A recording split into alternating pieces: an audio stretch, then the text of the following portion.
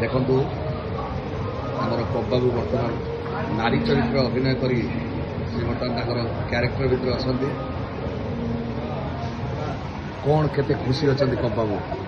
ଆପଣ ଗୋଟେ ମୁଁ ତ ପୁରା ଉତ୍ଫୁଲ୍ଲିତ ଅଛି। ଉତ୍ଫୁଲ୍ଲିତ ହେଇଯାଉଛନ୍ତି। ଆଚ୍ଛା, କ'ଣ ଚରିତ୍ର ବାବଦରେ କ'ଣ କହିବେ? ଗୌରୀ ଚରିତ୍ର ଏ ବର୍ଷ ଗୋଟେ ଆପଣଙ୍କ ପୁରୁଣା ଦିନ ପୁରୁଣା ସ୍ମୃତି ସବୁ ମନେ ପଡ଼ିଯାଉଥିବ। କରିବି ଆପଣ ପୁରୁଣା ସ୍ମୃତି ସବୁ ମନେ ପଡ଼ିଯାଉଥିବ। ମନେ ପଡ଼ିଯାଉଛି ମାନେ ମୁଁ ଉତ୍ଫୁଲ୍ଲିତ। ଉତ୍ଫୁଲ୍ଲିତ। ଆଚ୍ଛା, ଏଇଠି ଚିନ୍ତା ନା ଘରକୁ ଗଲେ ବି ଉତ୍ଫୁଲ୍ଲିତ ଏଇଟା ଘରେ କ'ଣ ସେମିତି ଚଳିବ? କେତେ ନହୁଲି ଭଳିଆ ଖାଲି ହଉଛ ନହୁଲି ବାଳା। କ'ଣ କରିବି, ଆମକୁ ତ ଈଶ୍ୱର ସେଇଆ କରିଛି ନା। ଆଚ୍ଛା, ଯାହା ହଉ ଆପଣ ମତେ ଲାଗୁଛି ଏ ଚରିତ୍ର ନେଇ ଦର୍ଶକ ଗୋଟେ ୟୁନିକ୍ ଚରିତ୍ର ଦେଖିବେ ବୋଲି।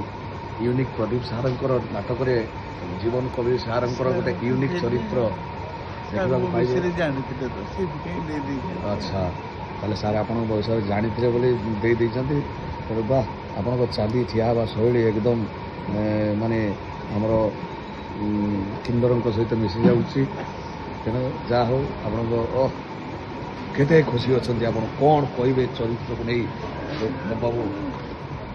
ଏଥର ଗୋଟେ ମାନେ ଦୀର୍ଘ ଦିନ ବ୍ୟବଧାନ ପରେ ଆପଣ ନୂଆ ଇନିଂସ ଖେଳିବାକୁ ଯାଉଛନ୍ତି। ଗୋଟେ ଭିନ୍ନ ଏକ ଚରିତ୍ରରେ ଦର୍ଶକ ଦେଖିବା ପାଇଁ ଏଇଟା ଛଡ଼ା ହେବ ନିଶ୍ଚିତ ଭାବରେ। ଦର୍ଶକ ଜାଣନ୍ତୁ ଏ ନାଟକ କେତେ ଦୂର ଆଦୃତ ହେବ, ଦର୍ଶକ ଆଦୃତ ହୋଇପାରିବ।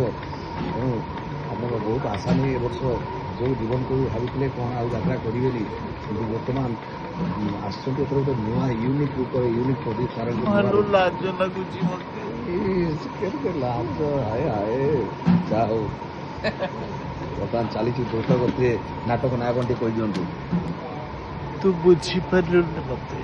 ବୁଝିପାରିଲୁନି ମତେ। ଯାହା ହଉ ବର୍ତ୍ତମାନ କିଏ କାହାକୁ ବୁଝିପାରିବ ନ ବୁଝିପାରିବ ଆପଣମାନେ ଆସି ଦେଖିଲେ ଜୀବନ କବି ଭାଇଙ୍କର ଆମର ଗୋଟେ ନୂଆ ଭିନ୍ନ ଏକ ଚରିତ୍ରରେ କିନ୍ନର ମା ଚରିତ୍ରରେ ଦେଖିବାକୁ ପାଇବେ। ପୁରା ଫୁଲ୍ ଟ୍ରାଜେଡ଼ି ଦେଖିବାକୁ ପାଇବେ। ବର୍ତ୍ତମାନ କଳାକାରମାନେ ପାଠ ବିଷୟରେ ବ୍ୟସ୍ତ, ବହୁ ତୀବ୍ର ଗତିରେ ୟୁନିକ୍ ପ୍ରଦୀପ ସାରଙ୍କର ବର୍ତ୍ତମାନ ଚାଲିଛି। ପ୍ରଦୀପ ସାର ବର୍ତ୍ତମାନ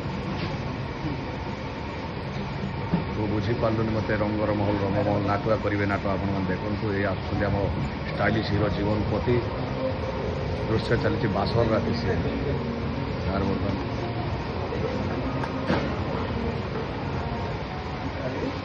ଏଇନେ ଆମର ପଞ୍ଚାନନ ବାବୁ।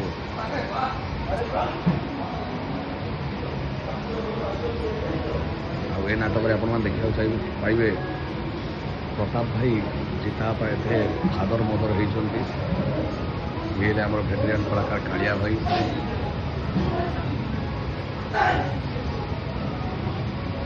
କଳାକାର ବ୍ୟସ୍ତରେ ଅଛନ୍ତି। ରହିଲି ରାଧା ବଲ୍ଲଭ ଶ୍ରୀ ହରିବଂଶ।